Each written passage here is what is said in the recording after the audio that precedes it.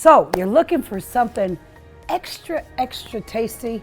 I mean, with a lot of kick, with some spice, but not that type of spice. I bet you're wondering what this is. Well, we're gonna take you on a trip to Jamaica, the Spice of Life Jamaica restaurant. You're gonna hear from the owner, the executive chef, and the person who prepared this beautiful meal. I'm Shelia Smoot. The Shelia Smoot Show starts right now.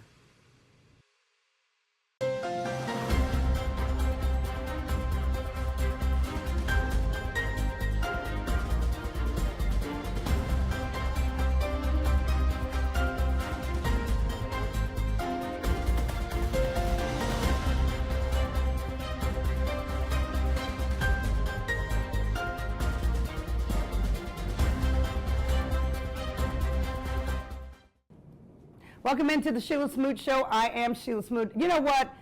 I know you love life, and I know you love a little spice to it, but what about the spice of life? We are going to talk about all of that with our guy, Leroy Russell, who actually owns a place called the Spice of Life. No, it's not that kind of, let's talk about what it is. It's not that kind of, you kind of shake it up, but you kind of lay it out. And so what is your theory and what is your idea of Spice of Life? For me and for Leroy, it's food. Very good food. How you doing, Leroy? Hi, how are you? I'm good, I'm good. Talk to me, the Spice of Life. And when I think of that, I do think about, I'm pretty spicy. I think I'm pretty, I like a lot of things going on at once, but we're talking about your food. Yes. And this food is something special. It is. It's not just spicy. No. Talk to me about it. Well, Spice of Life, the name came about because normally people say variety is the spice of life. So when you come to our restaurant, you get a variety of food in terms of Jamaican food. We don't just have one or two or three things. We have quite a bit on the menu. Mm-hmm. So most of the time people think about spice, they think it's extremely spicy food that we sell, but it is not. It is basically the herbs and spices that we produce in Jamaica. That is a combination of the season that we use to marinate our meat. Oh, okay. And that's different for me because when I think of spice, I think of hot, ooh, Right. But you just explained to me that these spices and all of the things you do, and you talked about the marination, Yes. all the types of food, that's a different kind of spice. It is. And Jamaican spice. Jamaican spice. That's what brings the natural flavor. So we don't use MSG, we don't use some of these the powder season that they use. Herbs and spices, all natural. All natural. Yes. Talk to me about that culturally. Where do you get this from? You are obviously Jamaican? Yes. Okay. I'm a Jamaican, was born in Jamaica. We do have a purveyor in Georgia that actually supplies us with these spices, you know, and most of the people that are Jamaican knows what we're talking about. We talk about onions, fresh onions, Okay. green onions, garlic, pimento seed, which is allspice. Most people don't know the name. Really? Pimento seed, yeah. Pimento seed? Pimento seed. It's oil spice. It's called allspice. If you're going to the store, it's called Allspice. allspice. Allspice. Yeah. And we have the fresh scotch bonnet pepper. We also use the fresh thyme. And those spices come together, it gives you a very beautiful flavor. Marination for any kind of meat. And what's the marination take? Is it hours? Is it days? I mean, because everything's so, and you're gonna get a chance to experience this. Everything's so good here, like it just melts in your mouth. Yes. So what we do normally, you know, the longer you marinate a piece of meat, the seasoning soaks within the meat and give it the flavor. So when we get our products, we marinate all our meat in one day, and then we put it up, and then as we go, we pull and we cook. So you will never taste any of our meat that doesn't have flavor because it's not just one day. It all depends on how fast we go through those products. Mm-hmm. So it's always seasoned. What brought you to the great state of Alabama and to Birmingham specifically to open up the Spice of Life? I mean, did you have connections here, ties here? You're from Jamaica, you've been in Georgia, and now you're in Alabama. How did that all occur? Did you know anybody here? No, not really. Really? I did my research and I realized there was a market here for good Jamaican food. So I did my research and we found this place and we opened it. And we had quite a bit of great customers that support us. We need more to come and support, you know, especially in our communities. We need, you know, the communities to support the small businesses, per se, so we can stay longer around. You know, it's very, very important that we do that. Mm-hmm. Now, do you find there's a variety of people who come to your restaurant? When I first got here from Michigan, I was looking for Jamaican food. That's been years, a couple of decades now, Yes. and I could not find it. They sent me to one spot which didn't survive, and the food was good because now I know that the marination is the key. Yes. But I often wonder why southern cities don't have more cultural food, particularly Jamaican food. Well, we are a hidden gem where we're located. And a lot of people are not very open to try new things. Something I want you to explain to you that if the food that we serve is pretty healthier than most food because we utilize less oil, we utilize less frying food, we do a lot of marination, we do a lot of pan-seared, we do a lot of grill, and we do a lot of baked. So you will not find this food saturated with oil.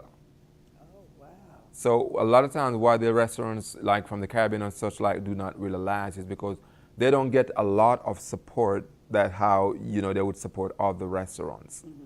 It's not that the food is not good, it's not that the food is not phenomenal, the customer service is great. It's just that some people are just afraid to try new things. Which what I would say to them is, come out and try something. If you come to a Jamaican restaurant, we can let you taste something. You know, they have a lot of concept that, okay, everything is so hot and spicy, but it's not. And the reason for that is most of the time when people travel to Jamaica, they get off the plane, the first thing they try is the jerk chicken. Right. Well, the jerk chicken in Jamaica is very hot. So they got the concept that everything is, no, but we have the oxtail that is not spicy. Ooh. That's a delicacy where everybody's going for now, right? We have the brown stew chicken that is not spicy. We have the curry chicken, so we cook according to the location that we are at. You have to know your customer base. So a lot of people here do not like very spicy, so we cut down, like the curry is supposed to be spicy, so we cut down on the curry chicken, the spice in the curry chicken. So you can have 5, 6, 7, 8, 9, 10 different dishes that is not spicy, that you can sit and can enjoy. So it is a vacation in here, but not that kind of vacation. You're right. When people go to the touristy kind of things and to these other places that they travel to, the first thing they get is the touristy stuff. And what you're saying is authentically, you're cooking Jamaican authentically. Right. And it's not, ladies and gentlemen, it's not, it is the spice of life, but it is not hot where you have to do this. Now you can make it hot though, There right? you go. For those that like it hot, we can always increase your heat, but remember, you can never take away the heat once you put it in. Oh, okay.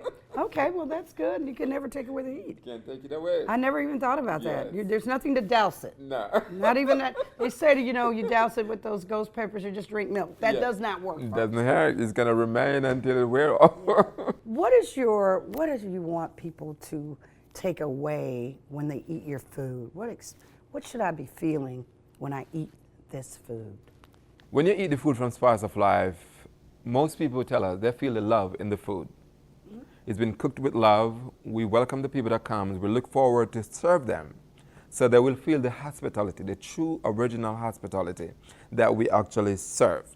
You know, the cleanliness of the food, the time that we put in the food, and just the fact that we appreciate they think about us as a small business to support us.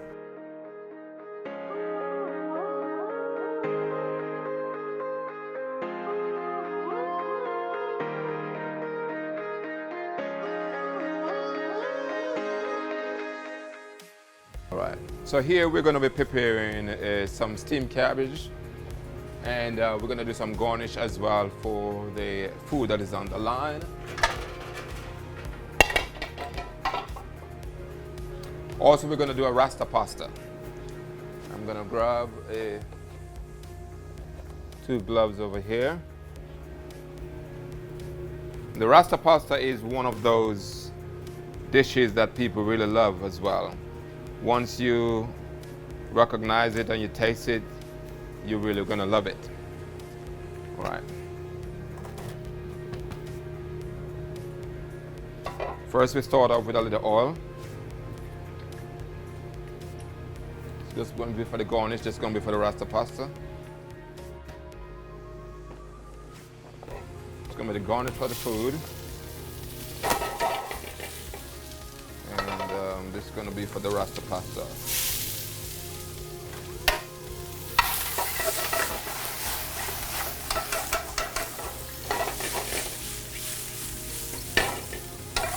We saute these vegetables until they are translucent.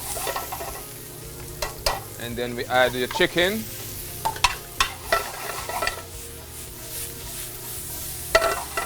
Add a little bit of butter in there for translucent. And then we move down here. And we're gonna grab some milk. The cream base.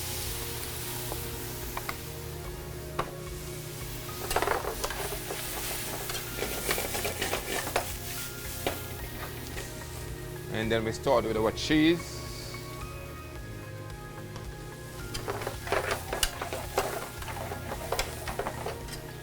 We have our special ingredients, our spices.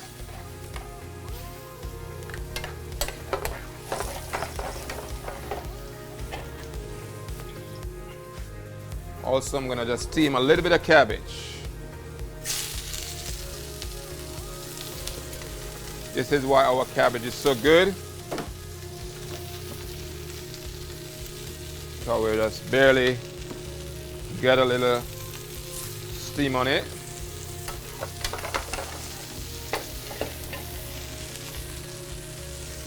This is our penny pasta.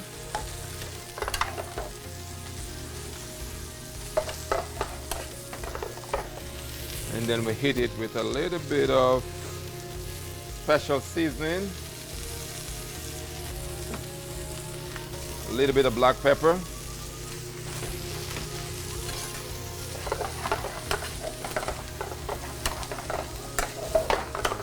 and here you go. You have a delicious Rasta pasta ready to go. For the cabbage,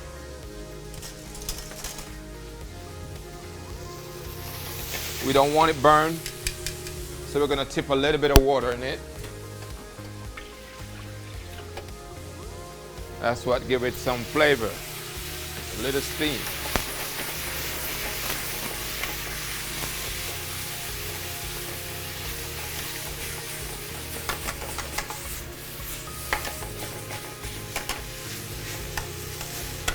Also, we're going to put a little bit of flavor in here. And a little pinch of black pepper.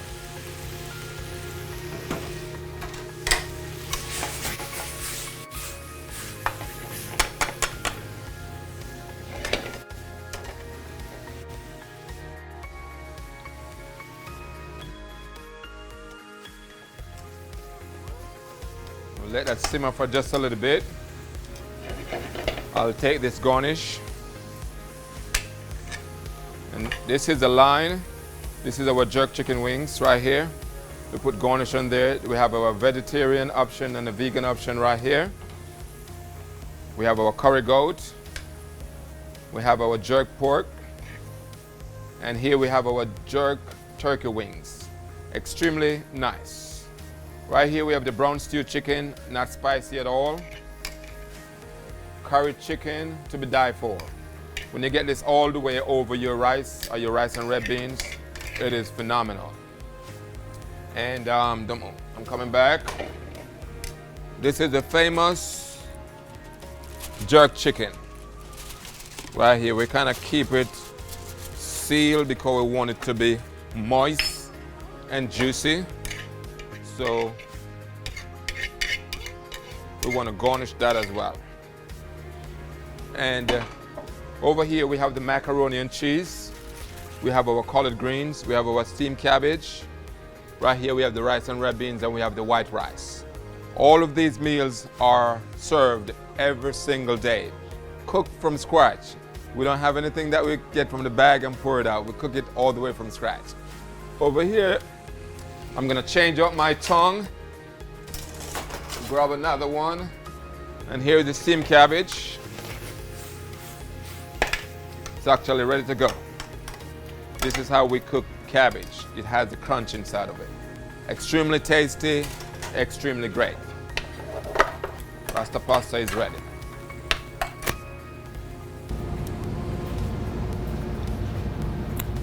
So here comes this There food. you go. Okay. There's your fork. Thank you. All right. Okay, we're gonna taste. And you're trying the cabbage, Cabbage, jerk pork, jerk pork, and some rasta pasta. rasta pasta. Yes. Okay, let's talk about this rasta pasta. Good. Lovely. Lovely. That's one of our Ooh, great sellers. that's really good. Another mouthful of that.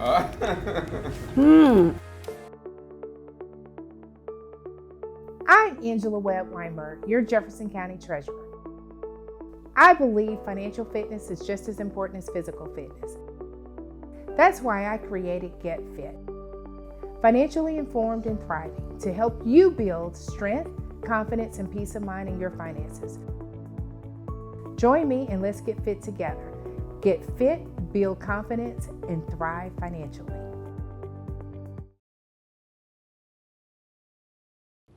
What are some of your favorite Jamaican dishes?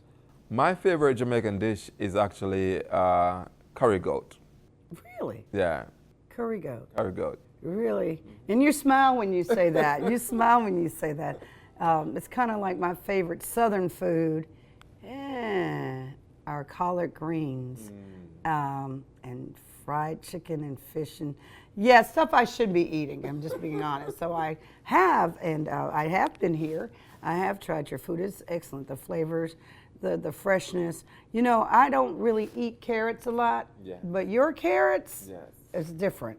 And I should eat it. It's good for my eyes, they say it anyway. And your cabbage is, I tried the cabbage, and the cabbage was so good. I could tell it was authentically cooked from scratch. Everything you did, I could tell all the dishes I tried were from scratch. Is that why people, you think, keep coming back, because they see the authenticity of the food? Yes, that's one of the reasons. And something I want to say about the cabbage. If you notice, our cabbage is not actually soft. It is not. Right? Some people say, oh, the cabbage is not cooked. But for vegetable, I'm an executive chef. So you don't really cook vegetable to death, because you cook out all the nutrients. You have to leave some of the vegetable for the crunch. So when you eat it, you're literally eating the nutrients that produces in that vegetable. Yeah, because when I had my cabbage, it was very good. It was not the soft cabbage that a lot of people cook around the country, or particularly Southerners who will cook their cabbage a little soft. Your cabbage, it just hit my soul, really. It was different, but it was so good. And then there's the carrots that I don't eat. I'm like, am I really eating carrots? Talk to us about what your advice would be to businesses, particularly cultural businesses, where, you know, it's not the same, and it's authentic, and it is so a different kind of experience. And because I don't see many Jamaican restaurants in the South. Right. I just don't. And you picked this spot. Yeah. You scouted it. You did your research. You're like and again, he also has training as an executive chef. You really did your homework. Yes, ma'am. Talk to me and give me advice to other business owners. Like, I want to be like him when I grow up. Okay. So you have to have a vision, and whatever vision you come up with, you should execute your vision. And never let anyone tell you that you cannot, because all of us have the proclivity to be what we want to be. You have to be willing to work hard. That is the key to anything that you do. You have to be willing to get up when the going gets tough. You have to keep on pushing. When it is snow and sleet, when it's 90, 100 degrees out there, when it's raining, you have to be willing to get up and go. Because as a restaurant owner, sometimes even you come to work, you're not feeling well, but people don't know that you're not feeling well. They don't really care if you're feeling well. They just want to know that you're open. And so you have to be ready and prepared for them, because they're coming with the expectation that you're going to take care of them. They want your food, so you have to be there and ready at all times. So if you are someone who think about opening up a business, do your research first and execute whatever you think that you want to do, and it will work. And it will work. What kind of advice do you give people when, you know, we got hit with COVID and people go through rough times, and now, you know, pricing is all over the place. You know, what is your advice to those entrepreneurs and those business owners in this industry. Yes. It's getting a little rough, Yes. and it always has. I want people to understand Yes. restaurant business is hard. It's very hard. It doesn't matter what decade, doesn't matter what year, but there are people who survive if you say the downtrends, and I would think that's because of the type of food. Yes. Because people want what they want, right? Yes, that's so true. So if you don't spend all your money into things that does not pertain to your business. Say if you have if you're making $5, you save $1 or $2, because there are times when you're going to be slow, and then that's the time you go back for your $1 or $2, and it helps in that time when you have your down period. You have to be consistent in whatever you do. You understand? Every day you have to be consistent, and for those people who do not know about the business, and for those that continue to support small business. It is, even though some businesses are huge and making millions of dollars and can employ a lot more people than small business is the epitome of America. Right, it is. Because when huge businesses go to the business, there's a lot of influx of people that lay off a job. They don't know what to do because they depend on so much.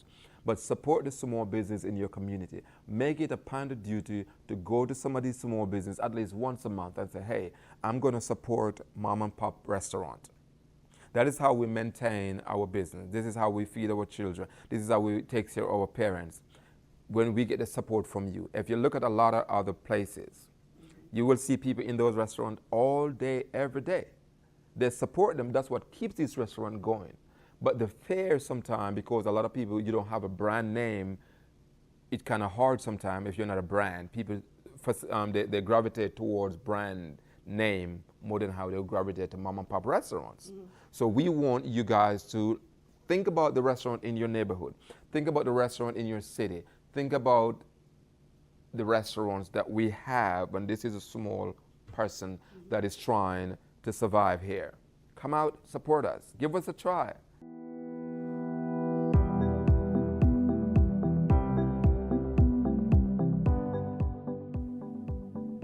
Avoiding identity theft. Identity theft can make it hard for you to get a job, credit, a place to live, or utilities, but you can reduce your risk of being hurt by identity theft. Now, how can I protect my identity? First, protect your personal information. That helps you protect your identity. Here are some things that you can do to do that. At home, keep your financial records, Social Security, and Medicare cards in a safe place. Shred papers that have your personal or medical information. If you don't have a shredder, you can always tear them up into teeny pieces. Also, take mail out of your mailbox as soon as you can. How can I protect my identity as you do business? Only give your Social Security number if you must. Ask if you can use another kind of identification. Do not, and I repeat, do not give your personal information to someone who calls you or who emails you. How can you protect your identity on a computer? Use passwords that are not easy to guess. Use numbers and symbols when you can. Do not respond to emails or other messages that ask for your personal information, and do not put personal information on a computer in a public place like the library. Also, how will I know if someone actually steals my identity? Read your bills and account statements. That's very, very, very important. Watch for things you did not buy, withdrawals you did not make, a change of your address that you did not expect, and bills that stop coming. Check those statements. They're very, very telling, and go to your bank if you need help or call them to help you out. But again, check your personal information. Avoiding identity theft altogether, look at your medical statements. You might see charges you don't recognize. That might mean someone stole your identity. Get your credit report. You get one free credit report every year from each credit reporting company to order. Go to Annual Credit Report at 1-877-322-8228. That's 1-877-322-8228. Annual Credit Report, not free credit report. Annual Credit Report. Answer questions from a recorded system. You have to give your address, Social Security number, and date of birth. You don't want to do that. Choose to only show the last 4 numbers of your Social Security, not your whole Social Security number. It is safer than showing the full number on your report. Choose which credit reporting company you want a report from. You get one report free from each company.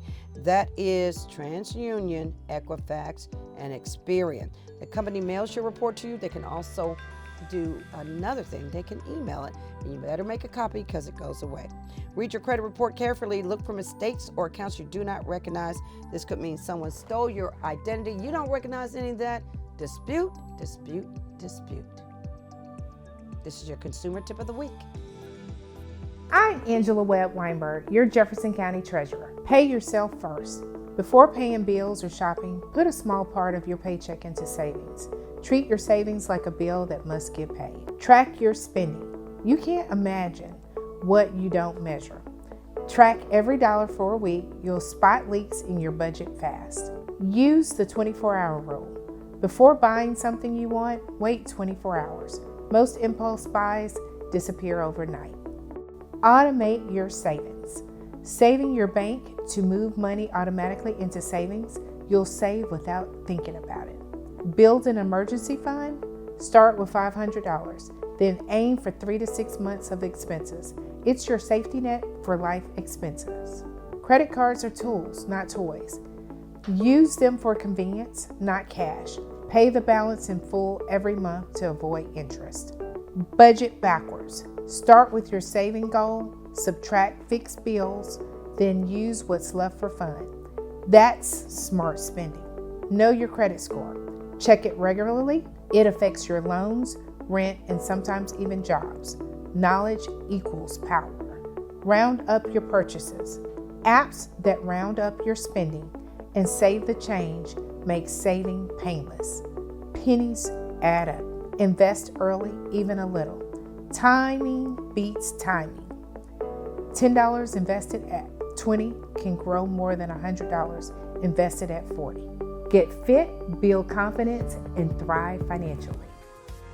All right. And speaking of give them a try, you know what? You're going to see some of this amazing food. It is so good all the time, and it's so tasty. I've already had my portion of it. I mean, I could be here every day, and that is the spice of life. I want to thank you so much for joining us today. And folks, when you are in the great state of Alabama, and particularly in Birmingham, you gotta try the spice of life. We're gonna see you soon, right? I'm Shelia Smoot. Don't be a sucker, be a consumer. We'll see you next week.